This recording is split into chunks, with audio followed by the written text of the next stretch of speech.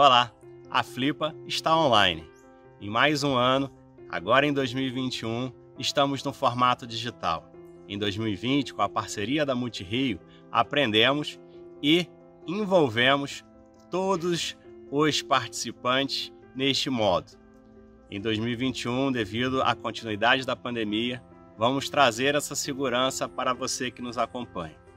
Ao longo desses 3 dias, serão histórias e histórias inspiradoras.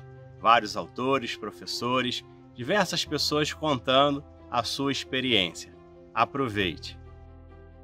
Eu quero dividir contigo algumas histórias. A primeira, do algodão, que já se foi. O algodão que se transformou em fio. São 150 anos do prédio da Brasil Industrial. Neste ano, Paracambi faz 61 anos de emancipação.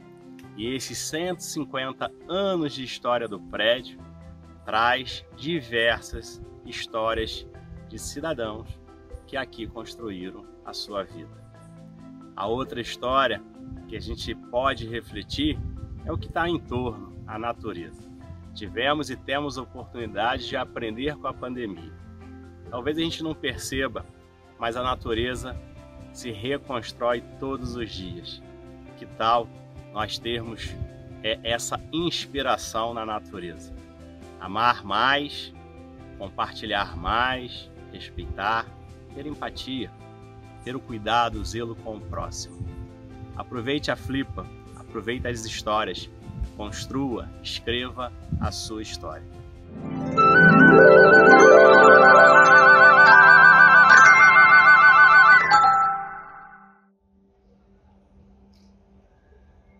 Em 2020, o ano em que a pandemia da Covid-19 parou o mundo. A montanha-russa que estávamos vivendo simplesmente desacelerou. Aviões, carros, centros comerciais, festas, escolas, tudo parou. De lá para cá, vivemos desafios nunca antes imaginados. Porém, é verdade que todos nós, antes e pós-pandemia, vivemos e viveremos constantes desafios e contar sobre eles é uma forma efetiva de comunicar aos outros que é possível superar e motiva as pessoas a agirem. A arte da palavra, no sentido de atingir oralmente o maior número de pessoas, está presente em todas as culturas, atingindo a essência humana em saber dialogar, transmitir saberes, conhecer e explorar o mundo. As histórias nos permitem expressar os nossos valores, não como princípios abstratos, mas como experiências de vida.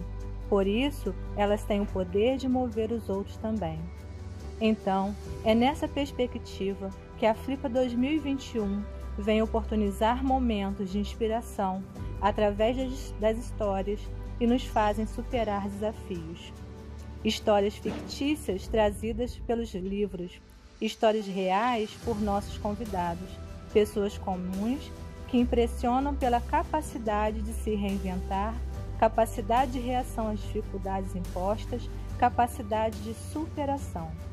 Nos 3 dias, a Flipa que traz o tema Superando Desafios, Histórias que Inspiram, promoverá encontros online através das lives com escritores, educadores, alunos e famílias de alunos. Dentro das lives, incentivaremos diálogos, reflexões a partir das histórias e dos demais trabalhos realizados nas escolas a partir dos livros inspiradores. Em seu primeiro dia, a Flipa traz histórias onde revela a família como uma potente mola propulsora de superação. Histórias de alegria, tristezas, conflitos que nos levam à reflexão da possibilidade de transmutar situações com a força do amor da família. No segundo dia, traremos o tema preconceito, o juízo de valor pré-concebido sobre alguém, pautado numa opinião construída sem fundamento, sem conhecimento e nem reflexão. Histórias de preconceito racial, social, cultural e tantos outros serão levantados para refletirmos sobre nossas atitudes e despertar em nós o reconhecimento de como o preconceito nos atrasa enquanto sociedade, refletindo em nós nossa pior imagem, a intolerância. Para encerrar a Flipa, os livros escolhidos e que impulsionarão os diálogos trazem o tema inclusão. Histórias que inspiram, histórias de superações diárias de adultos, de crianças, portadores de necessidades especiais, provando que nenhuma limitação, seja ela física ou não, pode te fazer parar. Dado o exposto, nós, da Secretaria Municipal de Educação de Paracambi, desejamos que todos possam sair desses encontros pessoas melhores, acreditando que, quando dialogamos, aprendemos sobre nós, sobre o outro, sobre o mundo, pois estabelecendo relações com o que sabemos e o que está sendo discutido, o diálogo estimula a reflexão, a necessidade de confrontar ideias e de se posicionar diante de situações difíceis, contribuindo para a resolução de problemas.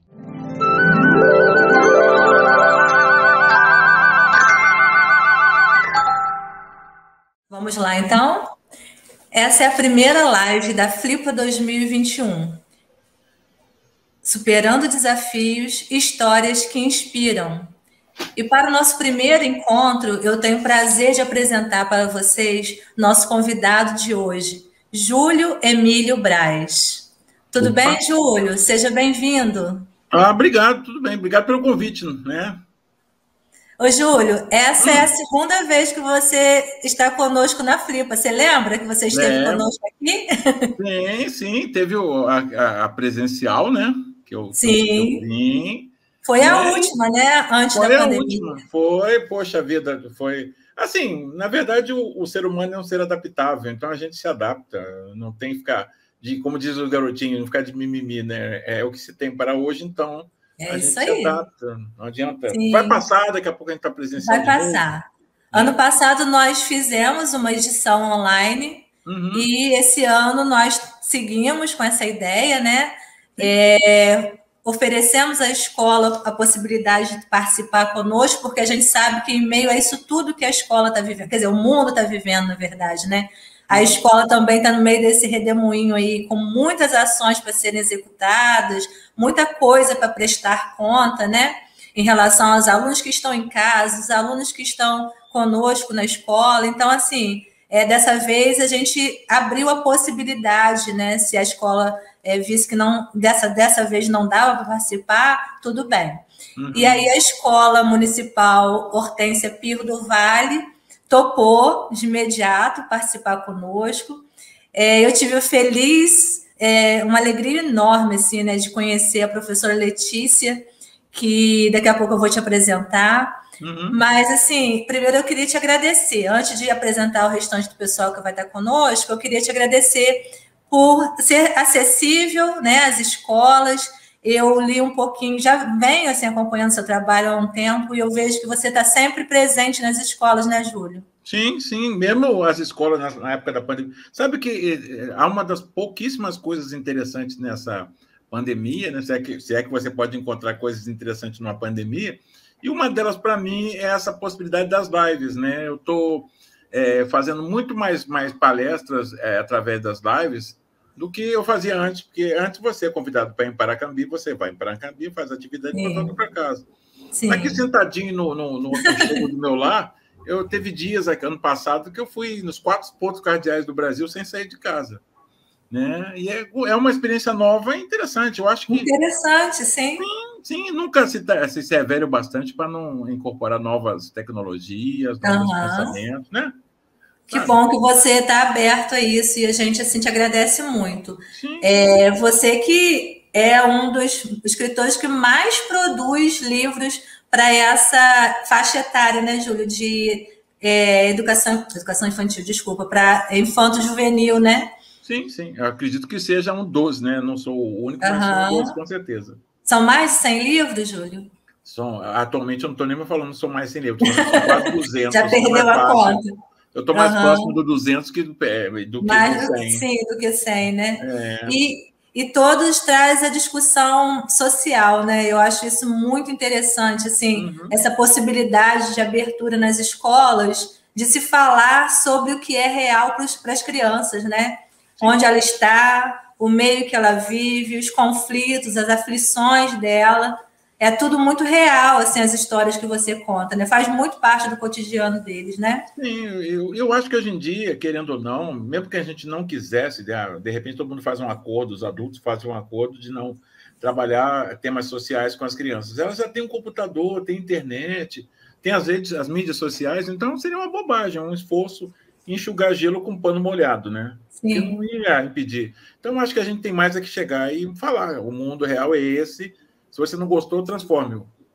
Sim, ingenuidade nossa, achar que as crianças estão alheias ao que está acontecendo, né? Só volta. Pior que muitas vezes eles ficam à mercê de outros, porque a internet é uma coisa linda, mas ela tem gente do bem e gente do mal, como tudo na vida, né? Sim. Então, muitas vezes, se você não dá um norte para eles, eles começam a seguir gente que não acrescenta nada na existência deles. Eu acho que nesse aspecto a gente tem mais aqui escrever, falar, dialogar com eles, né, em igualdade de condições, porque muitas vezes o adulto tem a tendência de olhar a criança de cima para baixo, né? E não dá, segundo o Gabriel Garcia Marques, você só deve olhar para alguém de cima para baixo quando você está ajudando o cara a levantar, né? Sabe? Então, perfeito. Né? Então a gente tem que discutir tudo. Acho que faz parte do processo. O papai sabe tudo, morreu. Você sabe disso, né? Sim, verdade. Verdade. É verdade. Alguns insistem que não, né? Mas a gente entende que morreu mesmo. É um esforço tolo você insistir que papai sabe tudo. Papai inteligente hoje aprende com o filhão. Sim. Né? Perfeito. Eu vou convidar, então, as nossas participantes ilustres, né? Letícia, professora da Escola Municipal Hortência Pirro do Vale. Oi, Letícia! Muito bem-vinda ao nosso encontro. Tá tudo bem aí? Sim, tudo bem. Apresenta para a gente Vitória e Lavínia, não é isso? Sim, essa aqui é a Vitória, Lavínia. Tudo bem? Nós temos também a Maria Eduarda. Sim, Maria Eduarda também, Thaís. Consegue colocar, Olive? Oi, Maria Eduarda, tudo bem? Acompanhando a nossa diretora, querida diretora, Fátima. Como vai, Fátima? Tudo bem? Tudo bem, obrigada. Seja bem-vinda, viu, ao nosso encontro. Eu estava comentando com o Júlio que, assim, foi uma felicidade para mim vocês terem aceito esse desafio em meio a tantos outros que vocês estão enfrentando aí, que a gente sabe que não é fácil, né? Todo mundo tem a consciência disso, mas assim foi muito feliz, assim, sabe, esse encontro, porque eu conheci Letícia e vi o trabalho dela, um pouquinho só do trabalho dela, e percebi o amor, né, por esse tratar com as crianças. Ela me contou um pouquinho que eles conversam vários assuntos com ela, assim, né, e aí vira aquela mãezona, as meninas estão concordando. Vira aquela mãezona que aconselha, que ouve. E é tão importante, né, Fátima, hoje em dia a gente ter essa escuta para os jovens, né? Nesse trabalho que a Letícia fez com a Escola Municipal Hortência Pirro do Vale, dentre todas as questões, né, que eu estava contando para vocês, que ela vem trazendo com os alunos, ela discutiu muito, né, um livro do Júlio Emílio Braz chamado O Blog da Marina. Aí, Júlio, eu queria que você assistisse um pouquinho. Eu não mandei para você, não, que eu queria que você assistisse junto com a gente, para sentir você, para ser surpresa, para você depois contar para a gente o que você achou, tá bom? Tá, vamos assistir juntos essa roda de leitura. Tá, vamos lá. A nossa aula hoje ela é diferente, porque nós tiramos esse momento aqui para fazer a roda de conversa sobre este livro, que traz vários temas. O blog da Marina. Então, assim, é uma menina adolescente de 14 anos que mergulhou numa paixão e trouxe vários problemas para a sua vida. Então, agora nós vamos comentar um pouquinho sobre isso. Temos aqui, analisando o texto, a Marina ela estava desligada da realidade que deixou até de tomar banho. Sua mãe, inconformada com essa greve de tão pouco higiênica, tomou uma atitude radical para acabar com essa história. Maria Eduarda Quadros, você poderia comentar um pouco sobre isso? Então, ela estava sem tomar banho, né? Já tinha alguns dias. Aí a mãe dela chamou o namorado dela e falou que ela estava dias sem tomar banho. E ela teve uma atitude muito radical. Você está de acordo? Você concordou com a atitude da mãe? Até, concordo, até porque a mãe dela já não sabia o que fazer mais, estava todo mundo reclamando. Que ela estava fedendo, né? Então, para quem não acompanhou a leitura toda do livro, gente, quando o namorado da Marina chegou, a mãe disse assim: ué, você vai sair, mas você nem tomou banho. Já tem 3 ou 4 dias que você não tomou banho. E o namorado, ele ficou o quê? Assustado, só assim: Marina? Eu não achei legal essa atitude, não. Por que você não achou legal? Sabe, eu não precisava disso. Ter falado na frente do namorado, sabe? Ela tinha que ter chamado ela, conversado. Eu acho que não tem necessidade dela ter feito isso. Dela ter exposto a filha. Então, o que você acharia assim melhor? Seria um diálogo? Um diálogo, sim. Porque aí não traria tanto conflito, né? Porque depois disso, houve um distanciamento entre mãe e filha. Sim. Voltando aqui, gente, as horas a fio na internet, a concentração total em seu namoro, a dedicação ao seu blog, acabaram trazendo grandes problemas para a Marina.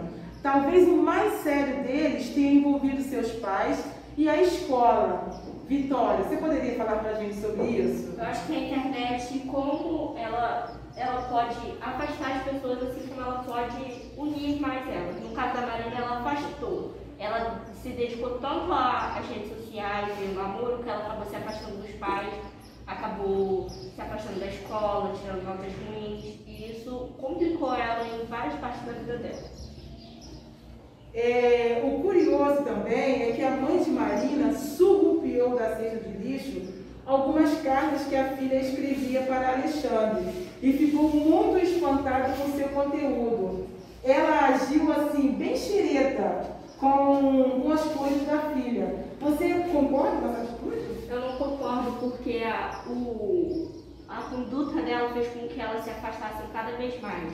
Se ela tivesse conversado ou algo do tipo, seria mais favorável. Só que, tipo, ela não quis, ela xeretou, ela meio que invadiu a privacidade dela, entendeu?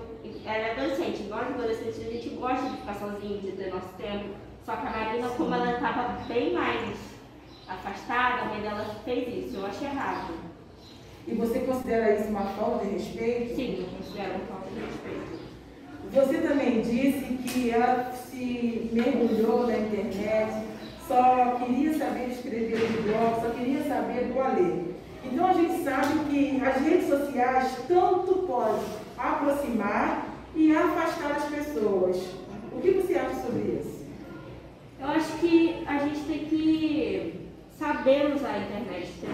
Tem tempo para tudo e hora para usar a internet. Tipo, tem gente que usa exageradamente, entendeu? Tipo, tem gente que fica 8 horas, tipo, o tempo todo, mas a gente tem que saber que a internet é para usar de um jeito que possa beneficiar a gente, não prejudicar.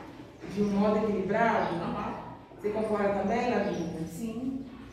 E nós vimos que a Marina, ela só tinha apenas 14 anos, ela teve complicações nos estudos, porque ela só queria saber do namorado dela, o tal do Alê. E aí, vocês acham que tem idade certa para começar a namorar? Lavínia, poderia falar sobre isso? Não acho que tem idade certa, não. Acho que a pessoa tem que ter maturidade, né? Tem que saber diferenciar as coisas, né? Tem que entender o que é o namoro. Sim. Tem que ter tempo para tudo, pro pai, pra mãe, para namorar, para estudar. E mais o quê? Então, assim, a palavra-chave tem de ter o quê? Maturidade, responsabilidade. E um outro gancho que nós temos também, que o livro, ele traz esse assunto, é quando a mãe da Marina, ela relata assim: ah, eu me casei virgem. E aí, qual a importância de se guardar para o casamento? Qual é a opinião que vocês têm sobre isso? Quem gostaria de comentar? Acho que cada um tem o seu tempo. Se a mãe dela quis casar virgem, foi por opção dela. Talvez outras pessoas, entendeu, queiram fazer antes, mas isso vem de cada um. Sim, e você, Daniela? Não ia falar a mesma coisa. Você fala a mesma coisa? Que vai da escolha, tem a opção, Opção de cada um. tem um E a momento... pessoa tem que ter maturidade, como eu falei também do negócio para a idade, né? Sim. Tem que ter maturidade, tem que... Preparo físico. Preparo físico. Só. E quando a mãe da Marina pega o boletim e se depara com as notas vermelhas, ela fica desesperada, ela perde o controle de si. E aí, a atitude dela, Maria Eduarda Quadros, foi interessante? Você achou que ela agiu corretamente? De proibir o namoro, de deixar a filha trancada só estudando até que recuperasse? Eu acho, porque ela estava precisando de um tempo para desfocar do namoro, porque estava acabando prejudicando ela, a internet também. E foi bom, porque ela estava lá nos estudos e melhorou as notas dela. Sim, então você achou que a mãe agiu corretamente, né? Porque sim, até ela só vivia pro namoro, né? Era só Alexandre. E esqueceu de tudo. Mas assim, com a correção da mãe, teve resultado. Então nós vimos que ela conseguiu se recuperar. E com isso ela chegou também até o ensino médio. E o interessante é assim, que o livro traz esse tema para a gente, porque a Marina ela está matriculada no 9º ano, e nós estamos aqui hoje discutindo isso com uma turma de 9º ano. Isso aqui é espetacular. E quando ela fala assim, gente, cheguei no 1º ano do ensino médio, isso me dá um frio na barriga, porque significa que daqui a 3 anos estarei na faculdade. Você e sua turma estão chegando quase lá, quer dizer, nós estamos chegando quase lá, quer dizer, vocês. Então, Paola, o que você acha sobre isso, de ter uma profissão, de cursar uma faculdade? Fala pra gente. Eu acho que se você tiver uma faculdade, você tem grande chance de ter um futuro melhor. E acho que também você tem que escolher algo que você gosta, não algo por dinheiro. Porque, sim, dinheiro dá grande chance, né? É uma coisa muito boa, igual a gente falava. A gente gosta de comer coisas boas, gosta de coisas caras, mas se você não trabalha com o que você gosta, não estuda o que você gosta, acho que você não vai ser feliz. Não adianta você ter tudo e não ser feliz, porque a gente passa a maioria do tempo trabalhando, estudando, e se a gente não faz o que a gente gosta, a gente vai acabar ficando triste. Eu acho que é muito importante. E é muito cansativo você trabalhar uma profissão que você não gosta. Então, assim, para fechar, então, você acha que devemos sim ter uma profissão e ter uma profissão que seja prazerosa? Sim. Porque aí o trabalho não fica pesado, não é um fardo, e sim prazeroso. Então, a gente encerra aqui o nosso bate-papo. Eu adorei, foi maravilhoso ter essa conversa com vocês. Que vocês possam levar essas reflexões para a vida. Porque a escola é isso daqui, não é só o quadro, não é só a apostila, mas é tirar esse tempo para a gente conversar, e eu acredito que foi muito aproveitoso. Obrigada pela participação, gente.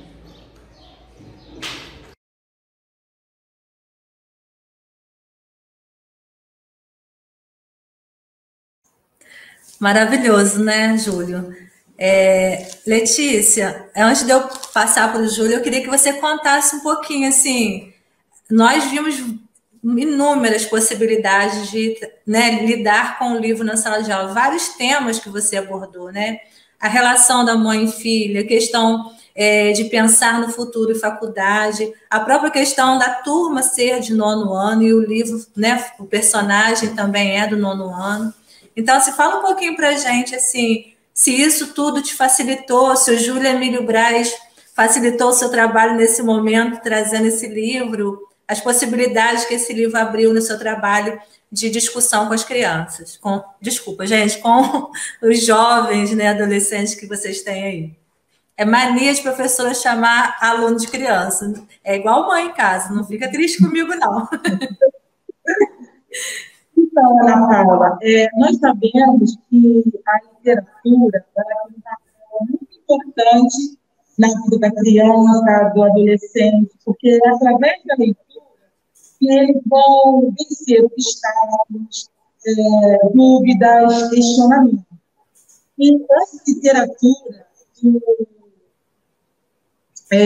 essa literatura do Júlio, assim, foi algo enriquecedor, porque me deu a oportunidade de tratar vários assuntos que nós temos afinidade e que é da convivência dos nossos alunos. Então, o blog da Marina, ele me permitiu falar sobre sexualidade, respeito, amizade, responsabilidade, a importância de levar o ensino a sério, a importância de ter uma profissão e cursar uma faculdade. E um detalhe foi que o coordenador, ele me ofereceu 2 livros, que eu peguei o primeiro, foi o blog da Marina. E quando eu li a história, eu falei, é esse que eu quero. Porque é esse assunto que eu tenho afinidade, que eu preciso levar para a sala de aula. É conforme eu falei com eles, que a sala de aula não é somente o quadro, não é somente os dias, mas é esse bate-papo. E quando eu levei a literatura para a sala de aula, os alunos amaram, tiveram 15 dias para fazer a leitura, e depois nós fizemos a roda de conversa, que foi assim, que foi excelente. Eu estou aqui lisonjeada, porque as meninas, elas brilharam no questionamento, no posicionamento, elas foram muito maduras ao responder isso. E a aula foi tão boa, essa literatura foi tão riquíssima, que nós e a direção, nós estamos já planejando em continuar o projeto Leitura em cima desse livro. Porque, assim, foram vários assuntos, a hora de conversa terminou e a gente continuou conversando. Então, nós vimos a necessidade de sempre, sexta-feira, a gente tirar um tempinho e fazer a hora de conversa. E desde já, eu já quero agradecer também ao Júlio, muito obrigada, parabéns pela obra, porque, assim, ajudou muito a minha aula. Então, assim, isso é uma troca maravilhosa, né? Escritor, professor, aluno. Então, assim, nós podemos trabalhar esse conteúdo que eles vivem no dia a dia através dessa obra maravilhosa. Letícia, você aquece meu coração falando isso, porque, assim, é tudo que eu desejo, que nós, enquanto educadores, desejamos, né? A questão de trazer a leitura para dentro, assim, o tempo todo, né? Da discussão. Até era uma coisa que eu ia conversar com o Júlio no início também, e acabei não falando, que o Júlio, desde pequenininho, né? Ele tem essa questão da leitura. A biografia dele diz que ele, pequenininho, ele aprendeu a ler sozinho. Então, assim, esse mundo fantástico de leitura, ele precisa estar ali, próximo e acessível à criança, né? Aos jovens, a quem mais for, né? Porque esse ambiente de alfabetizador, esse ambiente de leitura, é que faz a pessoa entender, eu estou aqui pertinho de mim, eu vou ler, eu vou debruçar em cima desse livro, eu vou descobrir um mundo que eu ainda não conheço. E eu fico muito feliz dessa oportunidade de você trabalhar e crescer esse trabalho. Eu fico assim, conta comigo. Acredito, o Júlio até comentou, se precisar que eu vá depois à escola com mais tempo, né? Dessa forma também virtual, né? Conversar mais próximo deles também. Acredito que vai ser possível. Mas eu vou passar para o Júlio, que eu queria saber do Júlio, assim, o que passa pela sua cabeça toda vez que você vê esse trabalho feito com o seu livro, né? Porque alguns escritores falam que os livros são filhos, né? Que você vai cuidando, preparando e tal, e um dia ele vai para o mundo, e aí lá cada um faz dele o que achar que deve fazer, né? Como é que é isso para você, assim? Porque deve ser maravilhoso, né? Fala pra gente. É super legal, porque assim, o trabalho, outro dia eu dei fiz uma live com os garotinhos de uma escola, eles eram do 4º ano, acho, 3º ou 4º, e um deles perguntou assim, como é que eu estava me sentindo durante essa questão de pandemia, com distanciamento social. Aí eu falei com ele que, assim, para mim não mudou nada, porque o escritor desde sempre trabalha em distanciamento social, então eu não sento no computador e chamo 30 caras para ficar na minha volta para feitorando o que eu estou fazendo, como diz na minha terra, né? Então, assim, eu trabalho sozinho desde sempre. Mas a parte mais interessante, eu gosto muito dessa parte, tem autores que não têm uma dificuldade de conversar com alunos, ir na escola. Desde sempre eu fui na escola, porque eu gosto de ver o resultado, né? Eu sou mais ou menos igual aquele cozinheiro do restaurante chique que depois faz um prato maravilhoso, se dá o direito de ir lá na mesa do cara que encomendou o prato para ver a reação dele diante do que você fez com tanto carinho. Então, o livro é para isso também. Ao mesmo tempo, tem uma dificuldade que a gente, como autor e que vive no século XXI, sabe. A gente disputa a atenção e o carinho do leitor com um monte de outras coisas, até muitas vezes mais interessantes para ele do que a leitura. Então, a gente também tem que estar preocupado em atender, digamos assim, as demandas, falar de assuntos que a gente tem consciência que é motivador para eles, né? Então, assim, essa história da passagem da infância alegre e saltitante para a adolescência conflituosa, cheia de inculcações e problemas, é uma passagem meio traumática, sabe? Então, as relações se transformam, o mundo cresce, porque você começa a incorporar uma certa necessidade de autonomia e você tem mais amigos, tem certa hora que o pai reclama que você é mais dos amigos do que dele, né? E essas coisas são legais para quem escreve, né? E eu tenho essa preocupação. Aliás, essa história, na verdade, ela sabe aquela coisa de filme americano baseado em fatos reais? Aconteceu há muito tempo atrás, que eu fui fazer uma palestra numa rede de colégio lá no Espírito Santo, chamado Colégio Nacional, e na última escola que eu fui, a última palestra foi na tarde, e no final da tarde eu fiquei esperando o rapaz da editora me buscar,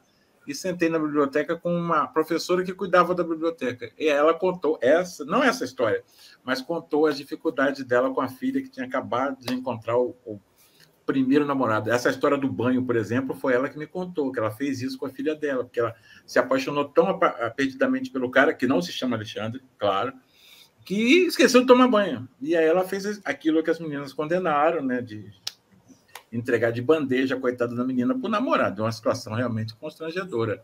Seguramente, eu não tive filhos, eu só tive filhos, né? Só tive um filho, na verdade, e assim, não faria isso. Acho expor o filho, é igual dar bronca na frente de todo mundo, é um negócio desagradável. Você pode chamar no cantinho, né? Falar baixinho, assim, só, e nada de dar bronca também, senão não vem ao caso, né? Então, assim, é muito gostoso.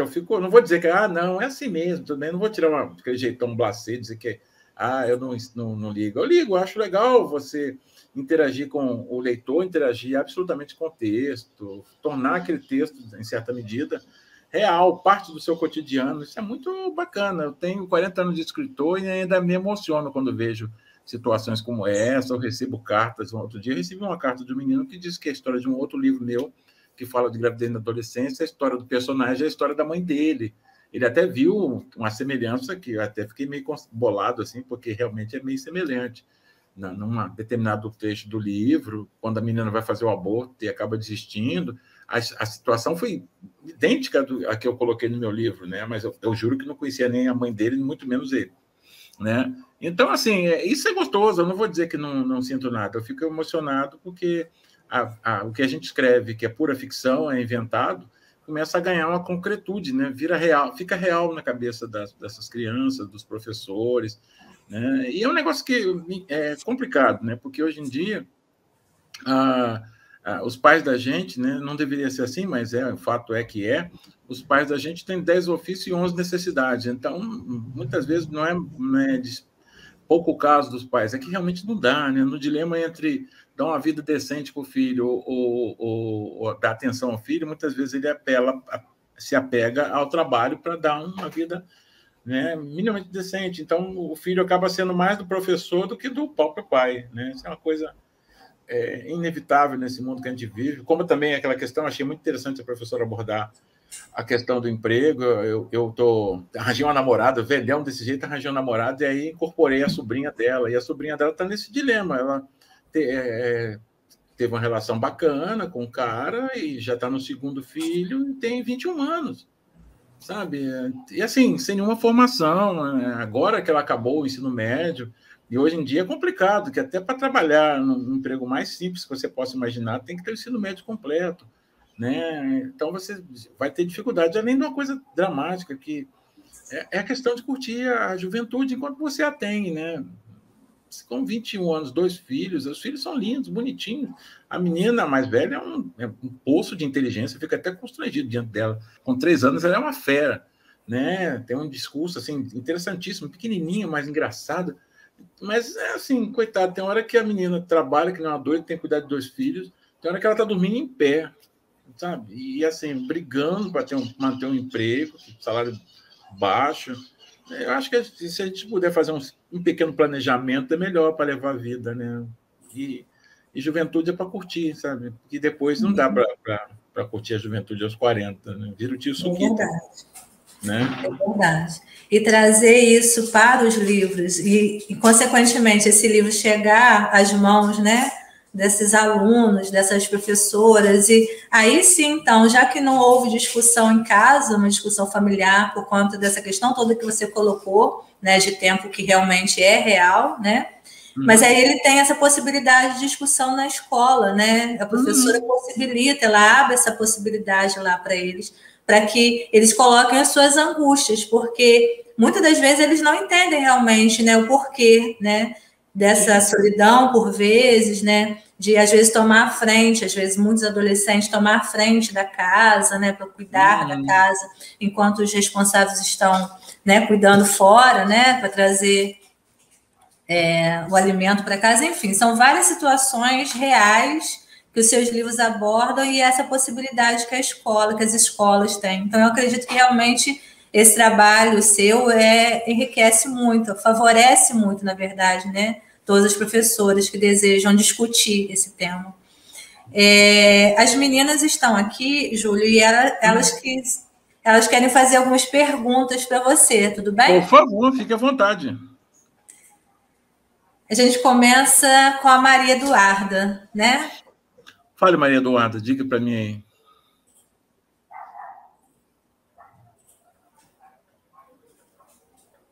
Ó, tá o microfone. Seu áudio está fechado.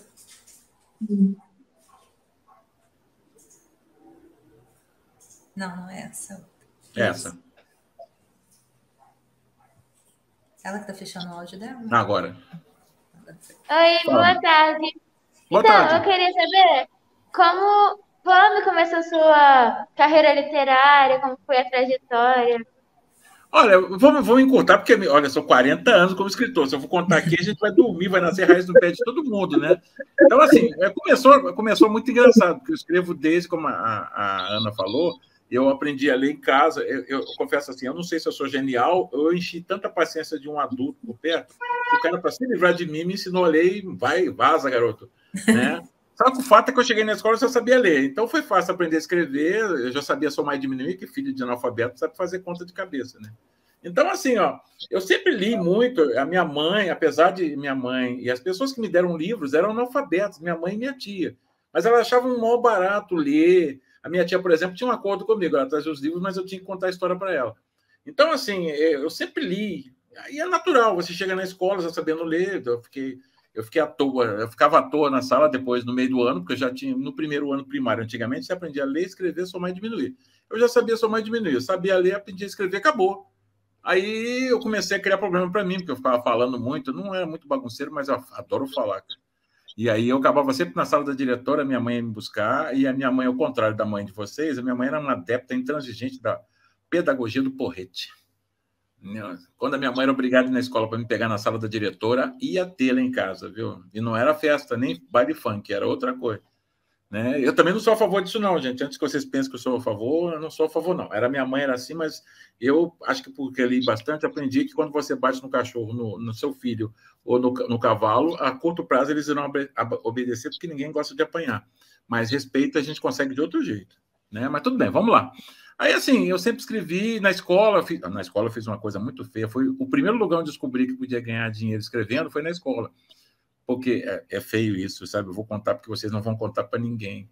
Mas eu tinha colegas que não gostavam de fazer redação, sabe? E aí um deles me ofereceu dinheiro para eu escrever a redação por ele. Como eu queria entrar na cantina, porque naquela época que eu estudava, a gente só tinha direito a vaga na escola. Não ganhava uniforme, não ganhava porcaria, livro, não ganhava nada. E a merenda não era nenhuma Brastemp, né? Então, ir na cantina era a alegria de qualquer estudante. E eu não tinha grana, né? E meus colegas tinham. Esse da redação, ele pagou muita coisa na cantina para mim, foi meu primeiro trabalho profissional. Até que a professora Uyara descobriu, aí virou filme de terror, né? Bom, eu sempre escrevi. Aí um dia eu fiquei desempregado, que eu sou técnico em contabilidade, sou professor de história. Aí eu fiquei desempregado, eu não achava emprego, e a única coisa que apareceu para eu fazer, um amigo do meu irmão me indicou para fazer roteiro de histórias em quadrinhos. Eu fiz de farra, né? Porque eu precisava ganhar dinheiro, porque a conta da luz estava indo para o segundo mês de atraso. Você sabe o que acontece, né? Ó, a Light Young. E aí eu fui lá, fiz, consegui, comecei a trabalhar escrevendo. Aí, 2 anos depois, eu descobri, puxa vida, eu estou fazendo o que eu sempre quis fazer na vida, ainda estão me pagando para fazer isso.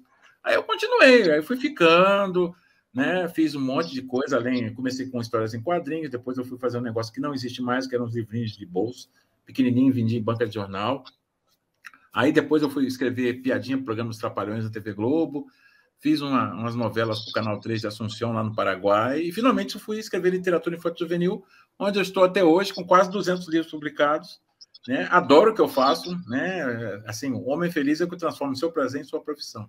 E eu sou muito feliz porque eu transformei o que eu gostava de fazer desde criança em profissão. Hoje me pagam para fazer o que certamente eu faria de graça, né? Então, assim, eu vivo disso, acho bacana. E eu me dediquei, tem muita gente que... Por que você escreve para criança e adolescente? Porque, na verdade, se não passa pelas nossas mãos, não chega ao Machado de Assis. São os autores de literatura infantil e juvenil que criam o gosto pela leitura, ou pelo menos tentam criar o gosto pela leitura.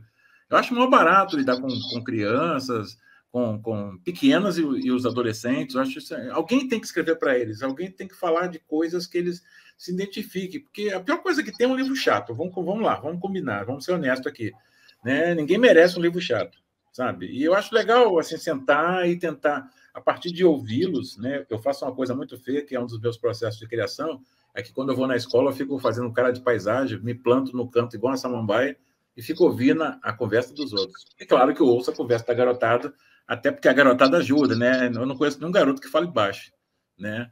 E aí eu fico ali fingindo de morto e fico ouvindo a conversa. A partir das conversas que eu ouço, eu fico sabendo quais são as demandas, o que eles gostariam de ver, por exemplo, num livro ou num filme. E assim, essa questão do namoro assim, é fácil, é a mesma coisa que pescar na banheira, né? Você vai, sabe que todo mundo quer falar de namoro, uma certa época da vida, fala das coisas, das relações com os pais, que você sabe que quando eu era criança, uma frase que me matava era estar na sala da direção e a mãe chegava, dava aquela bronca, e depois ainda falava a famosa frase fatídica: na sua idade eu não fazia isso. Mentira. Você fazia porque você tinha a minha idade. Entendeu? Isso é uma mentira que o pai fala com a gente. Na sua idade eu não fazia isso. Fazia até pior, porque se você conhecer meu filho, você vai achar que meu filho não merece o pai que tem. Meu filho é um santo, cara. Nunca deu trabalho. Minha mãe dizia que eu não era um garoto bagunceiro, era um sonso de marca maior, né? Que eu fazia e depois ficava assim. A professora deve conhecer, né? Assim, aquele aluno que aprontou um monte, aí quando a professora diz, você, ela fala, eu, professor, foi eu não. Sons pior do que esse som, é o som do dedo duro, e fala, foi ele, né? Aí, assim, eu gosto de discutir essas coisas. Tanto é que nesse livro tem, assim, eu fiz a parte da mãe, e a Janaína, minha amiga, que é uma outra escritora, fez a parte da Marina. Porque a mãe, depois, no final, concorda em alguns pontos, que ela também fez as loucuras dela quando se apaixonou por alguém. Porque o amor é um negócio bacana, e todo mundo comete as suas loucuras por amor, né? Aliás, amor fica bacana quando é proibido, né? Eu tive uma namorada e quando o pai dela disse que não gostava de mim, eu fazia questão de levá-la lá na porta só para ele ver minha cara. Depois eu cheguei a uma conclusão que eu não estava namorando a garota porque gostava dela, porque o pai dela não gostava de mim. Aí não tem graça, né? Então, assim, essas coisas... Eu lembro que eu fui adolescente. O chato é que muitos pais não lembram, né? Aí eu consigo escrever para adolescente, porque eu fiz tudo que um adolescente poderia fazer para não ser adulto e tentar fazer com 40 anos. Que aí o que você faria com 17, 14, beleza, você é um adolescente. Agora, com 40 anos, ninguém perdoa. Adulto é igual o jogador que vai bater o pênalti. Ele não pode errar, né? Sabe, quando você é jovem, você tem direito a errar. A juventude é o território livre do erro. Ali você é perdoado, mas mais adiante tem chance, né? É legal, eu gosto de escrever para jovens. Eu me sinto assim, não vou dizer que eu me sinto jovem, que é besteira, né? Eu tenho 60 anos e sei disso, né? Mas é legal você saber que você está entrando na vida. Eu já estou talvez na 4ª geração de leitores, né? E eu continuo atual, assim, eu continuo sendo lido, né? E isso é legal, porque você está ainda falando alguma coisa para essa garotada, né? Os pais deles que foram meus leitores, já têm filhos, e eu continuo sendo lido por eles. Isso olha, se tem alguma coisa mais bacana do que isso, eu não conheço, não. Para quem é escritor, se continuar sendo lido depois de tanto tempo, é um negócio maravilhoso. E eu vou continuar, eu fico caçando aí novos temas, novas ideias, e eles existem, exatamente para que essa garotada continue lendo. Aí é uma questão pessoal. Eu acho que ninguém consegue viver num mundo pleno, assim, sendo feliz, sendo bem pago, tendo uma vida tranquila, se ele não tem um bom emprego, né? Ou se tem um emprego que lhe remunere bem. Porque, assim, a primeira vez que eu fui para a Europa, eu fui para a Bélgica. Aí eu fiquei na casa de um amigo, e um belo dia chegou uma dona toda bem vestida, toda elegante, parecia a dona da casa, dirigindo um Corolla. Caramba, deve ser amiga da mulher do meu amigo que está me hospedando. Não era, não. Era diarista. Eu não conheço aqui no Brasil nenhuma diarista que chegue dirigindo um Corolla. Essa é a questão. Não é o cargo importante, grandioso. Não. Você ser um diarista e ter um carro Corolla para ir para o trabalho, isso é uma coisa bacana e é alcançável pela gente, né? Mas isso passa pelos bancos escolares, como diriam os antigos, né? Não tem sociedade justa sem a escola, né? Por isso que a leitura é tão importante. Professor, essa moça que está do teu lado aí, a professora, a diretora, são pessoas muito importantes, né?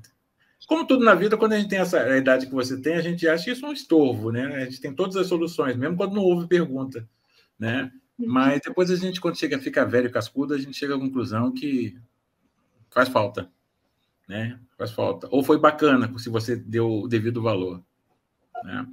É isso aí, gente. Sabe? É isso aí. Eu falo pra caramba, né? Você viu? São muitas vivências, né, Júlio? Então, eu acredito que quando sai uma pergunta, deve passar um filme gigante, né, pela cabeça, de tanta coisa que você já deve ter vivido, né? Não, eu lembro de um monte de Marias Eduardas que eu conheci pelo mundo afora. Sim. Ela não é a primeira, não.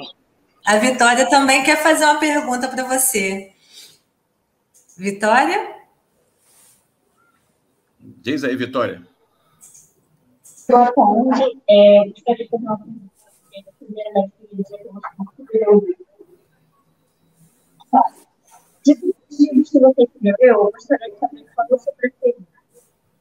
De todos os livros que eu escrevi, qual é o preferido? O nome dele é Crianças na Escuridão. Ele fala também de um tema muito complicado, que é a história de um grupo de meninas de rua da Praça da Sé. É o meu livro mais premiado fora do Brasil e mais publicado também fora do Brasil, né? Eu costumo chamá-lo de livro agência de viagens, porque quando o livro sai fora do Brasil, o autor tem que fazer, coitado, o sacrifício de ir lá na Alemanha, na Holanda, na França, para ficar autografando, né? Aquela coisa toda, assim. A melhor maneira de viajar é de graça, né, professor? Né? Ou por conta dos outros, né? Eu adoro esse livro. Ele é um livro bacana também. O tema é muito triste, porque fala de crianças de rua, né? Mas é o meu livro favorito. Eu acho que se eu não escrever um outro melhor, vai ser esse que vai me acompanhar quando eu estiver lá no buraco final, né? Vou pedir para botar um livro, que até porque eu vou ter muito tempo para ler, né? Mas é o meu favorito, sabe? Eu acho que tem essa mania. Eu não vou mudar o mundo, não, mas eu gosto de falar dos problemas do mundo. Quem sabe as pessoas se coçem e resolvam, né? Só tem criança de rua porque tem gente que acha que filho é um negócio que se faz por coleção, sabe? Coleção eu faço de caneca, de caneta, sabe? De camisa de time de futebol. Filho não é para fazer coleção, não, viu? Dá um trabalho danado. Eu só tenho um. Aliás, eu tava vendo as meninas falar, lembrei do meu, porque eu só tenho um filho. E teve aquela fase em que ele quis fazer um monte de trancinha, dreadlocks. Né? A mãe queria matar o menino, e aí, né, eu acho assim que nem fede nem cheira, mas a mãe falou tanto no ouvido que eu fui lá. Como ele não era capaz de ficar quieto, sentado, a solução que eu encontrei foi essa. Né? Como ele não era muito paciente para ficar sentado nem 3 minutos, aí eu fui lá no cabeleireiro antes, no cabeleireiro afro, para saber quanto tempo demorava para fazer as trancinhas. Aí o cara falou, umas 4, 7 horas, depende. Aí eu levei ele lá e eu falei, Igor, foi no shopping. Igor, fica aí, faz o cabelo que eu vou ver um filme ali, depois eu volto e ainda vou tranquilo. Aí ele falou, ué, por quê? Não. Aí ele olhou para o cara e falou assim, quanto tempo demora para fazer o cabelo? Eu falei, o cara falou, umas 4 a 7 horas, depende do que você quiser. Aí ele falou assim, poxa, acho que vou deixar assim, depois eu vejo o que eu vou fazer, e foi junto comigo. Aí, não sou obrigar nem nada. Tudo bem que o tempo passou, hoje ele tem 24 anos, já está, né, vivendo a vida dele com uma moça muito simpática, e hoje o cabelo, a trancinha é pinto. Hoje o cabelo dele é aquele de eu vi um fantasma. Sabe assim? Nossa senhora, mas aí lá vai ele. Não, agora ele tem 24 anos, ele faz o cabelo que ele quer, o cabelo é dele. Né? Eu não tenho paciência, porque eu não consigo perder tempo penteando o cabelo. Eu já tive um blecão, sabe? Assim, bonito, assim, bacana. Parecia, minha mãe dizia que era um cotonete de orelhão. Mas, assim, eu entendo, eu acho legal. Assim, sabe que depois ele agora já está com 24 anos, eu estou com 62. De vez em quando eu fico pensando assim, a gente ri sozinho, lembrando dessas coisas que você passou com seu filho, porque são momentos assim, tem hora que eu nunca me estressei, né? Mas tem hora que assim você fica, poxa, olha o cara, né? Hoje ele está aí, pô, mais quietão do que eu, né? Eu ainda sou um velho inquieto. Ele não, já é tranquilo, ele é publicitário, está na boa, racional, sabe assim. Né? Parece meu pai, cara. Se sair comigo, eu vou ter que pedir benção para ele, porque ele parece meu pai. Ele é muito sério. Eu não sou tão sério assim. Mas é legal a relação. Se os pais soubessem como é bacana e como é curta a relação entre pai e filho, não apoquentava a alma do filho. Viu? E vice-versa também, que tem filho que não, puxa vida, tem filho que, você tem que ir lá fora contar até 10 toda hora, viu? Mas faz parte do processo, sabe? Se fosse fácil, qualquer idiota podia ser pai. Dá trabalho mesmo. A minha vingança é que eu vou ser avô. Aí você sabe, né? O avô, a função básica do avô é estragar o neto. Tá cheio de planos, né, Júlio? Traz um moleque. Tá cheio de planos aí, né? Tô torcendo, mas ele é muito safo. Ele até agora não quis, né? Filho nenhum, não. Então, mas eu tô aqui só na expectativa de pelo menos umzinho para eu estragar. Botar uma camisa do Botafogo no menino. Acho que vou deixar o meu netinho bonitão virar flamenguista, nem cavar catuça. Eu nunca tenho que deixá-lo morando no Engenhão durante uns 10 anos. Para ele se ambientar. Tá louco? Entendeu? A pessoa aí, vovô, me leva a ver um jogo do Flamengo, eu mato ele. Lavínia, você também tinha uma pergunta para fazer, né? Eu gostaria de saber qual é o seu assunto preferido escrever. Olha, Lavínia, como eu te falei, eu gosto de temas sociais, né? E assim, eu não tenho limite nenhum. Se o tema é legal, se as pessoas querem falar daquilo, eu sento e escrevo, né? Um que eu estou fazendo agora, inclusive, o tema é meio complicado, porque eu passei, inclusive, esse não é que seja autobiográfico, porque não vou contar a história da minha vida, mas é um negócio que eu fiquei pensando quando eu passei por essa situação, né? Eu não tenho mais a minha mãe, né? Então, eu sou o mais velho da família, então minha mãe foi para a UTI e ela ficou ligada lá nas máquinas lá durante um mês. Aí um dia, né, o médico veio com aquele papo de que, olha, seu Júlio, a gente pode até deixar ligado aí, porque o senhor está pagando, coisa e tal, mas não tem mais solução. Ela vai ficar em estado vegetativo a vida inteira. Cara, parece fácil assim. Não, então desliga aí, doutor. Não é fácil, não. Sabe? E aí você sabe que você tem 3 irmãos, mas quando você olha assim, cadê os meus irmãos? Sumiu todo mundo. Aí você, que é o mais velho, tem que segurar o negócio. Você tem que decidir, desliga ou não desliga. E olha, não é fácil, sabe? Nessa hora parece assim, poxa vida, eu desliguei. E se a minha mãe sobrevivesse? Fica um monte de coisas. Aí eu resolvi escrever um livro. Parece uma história muito complicada para adolescente, mas eu acho que a garotada vai saber, vai passar por isso, porque, infelizmente, a gente vive numa sociedade onde cada vez mais o espaço para ser jovem está encurtando. né? Até para ser criança também. Eu lembro que quando eu acreditava em Papai Noel até os 12 anos, você acredita? Eu botava o sapatinho lá na janela do barraco, mesmo sabendo que ele não ia passar, que o Papai Noel vivia dando perdido na gente lá em casa, né? Aí botava na janelinha e ficava eu e minha mãe trincheirada atrás de uma poltrona esperando para dar o bote no velho. Quando o velho aparecesse na janela, a gente ia dar um susto nele, ó.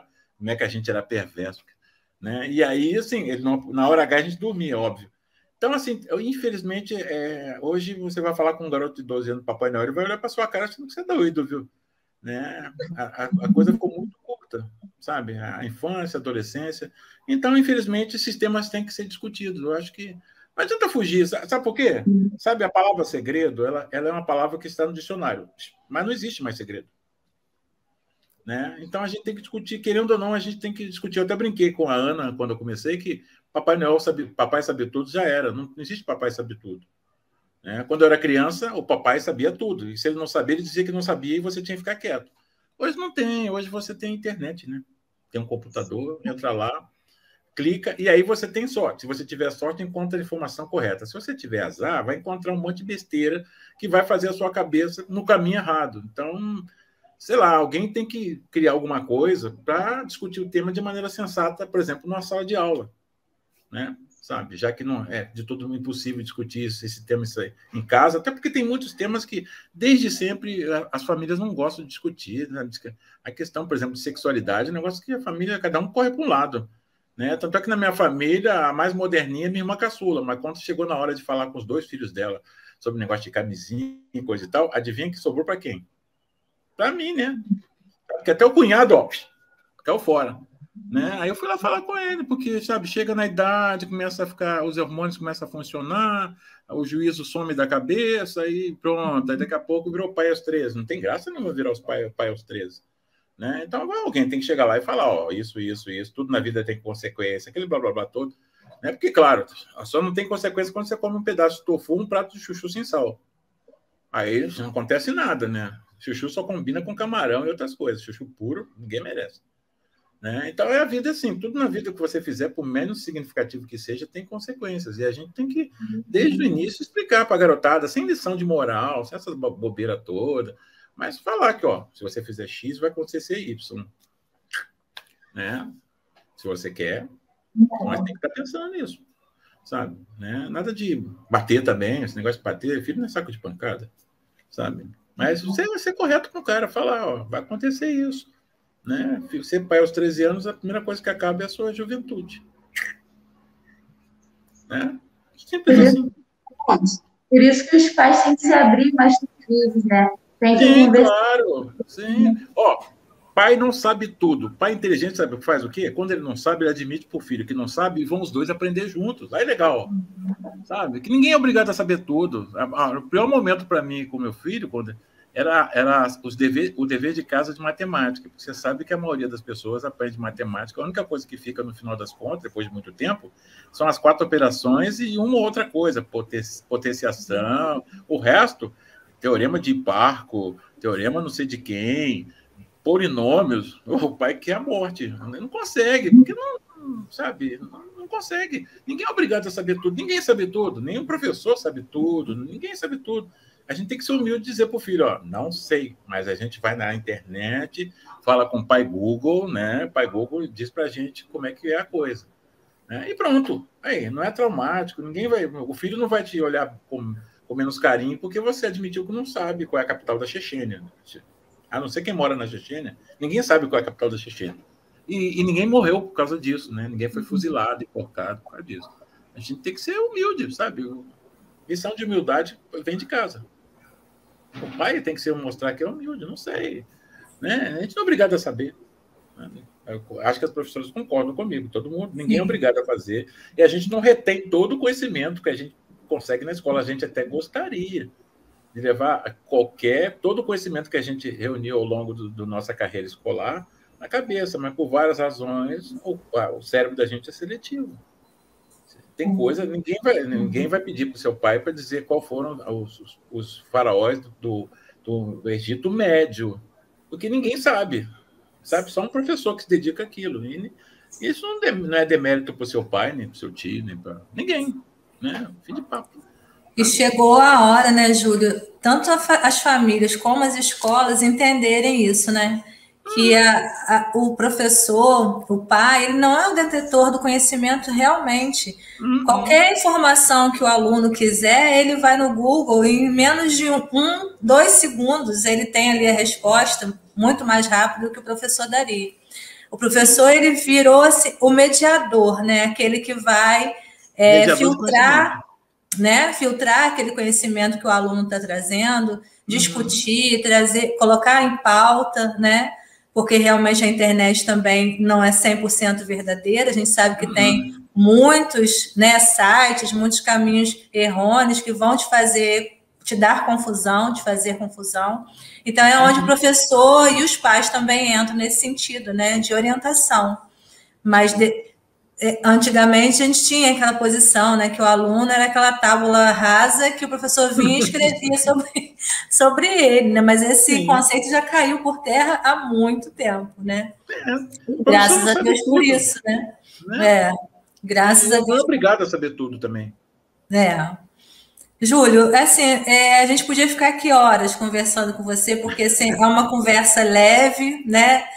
Sem aqueles padrões assim que a gente às vezes está acostumado em alguns encontros, né? Mas a gente encontra em você assim, como eu te disse, você é muito acessível nessa conversa franca, né? Essa conversa de dizer o que realmente você percebe enquanto escritor, enquanto pai, enquanto educador também, porque você é um educador, né? Você está no meio o tempo todo, né?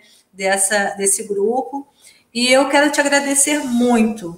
Eu queria saber se mais alguém, a Fátima, né, que é a diretora desse grupo, que assim conduz muito bem essa escola, né, traz esses meninos com muito amor, com muito cuidado. Se ela tem alguma coisa para finalizar, a Letícia também fica à vontade, que aí eu vou pedir o Júlio para dar um tchau para a gente, porque o tempinho já foi. Tá, nós agradecemos, foi um carinho muito grande por vocês. Muito obrigada ao Júlio, adorei uma tarde maravilhosa que passamos com vocês. Muito obrigada pelo convite, até a próxima. Até a próxima.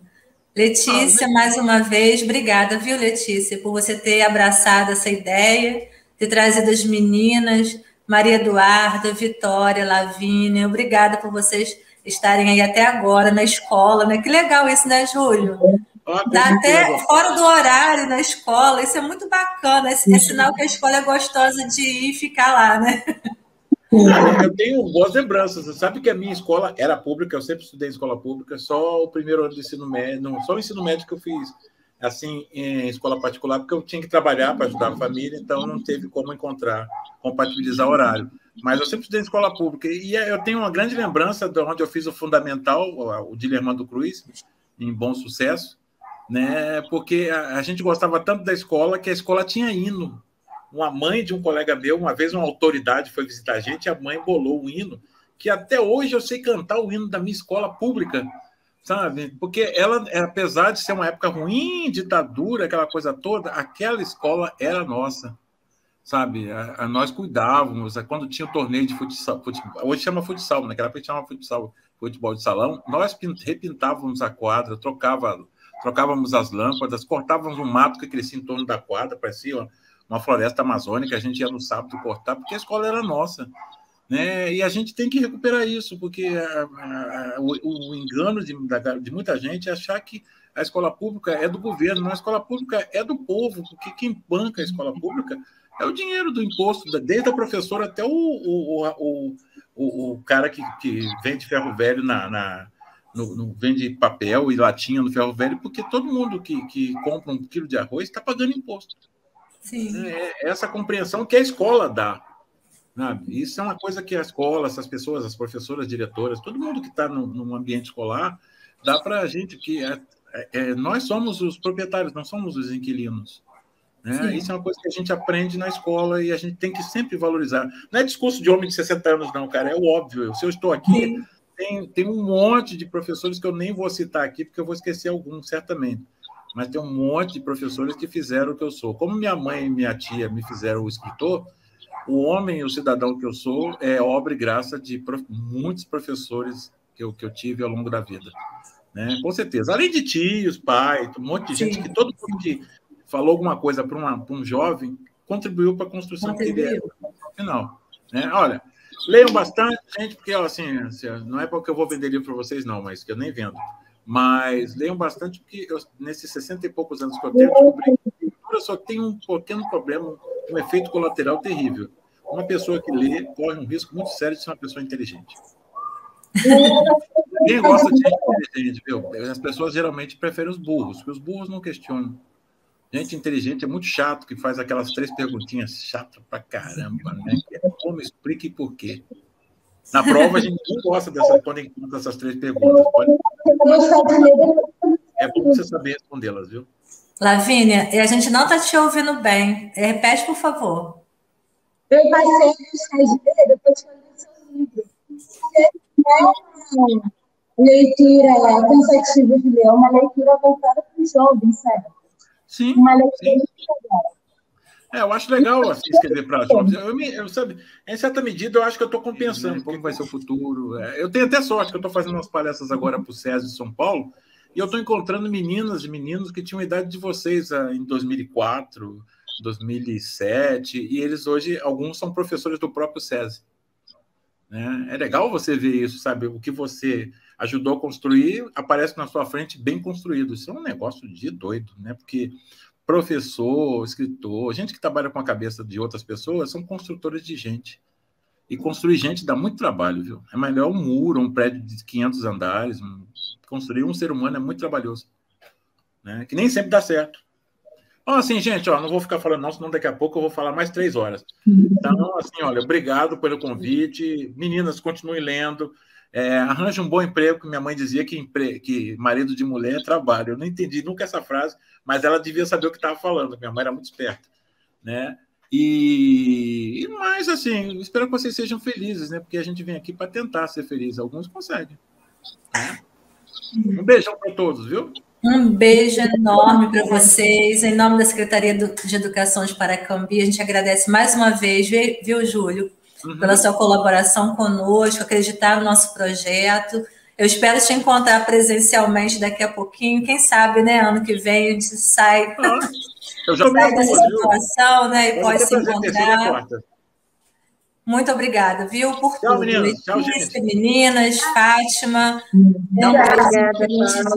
Tchau, gente. Obrigada por tudo. Tchau. Muito obrigada a todos vocês e um agradecimento especial. Mais uma vez, a nossa escola está participando da Feira Literária da Flipa. O meu agradecimento à professora Letícia e suas alunas, ao autor. Muito bom, uma tarde maravilhosa. Muito obrigada, Ana Paula. Até breve.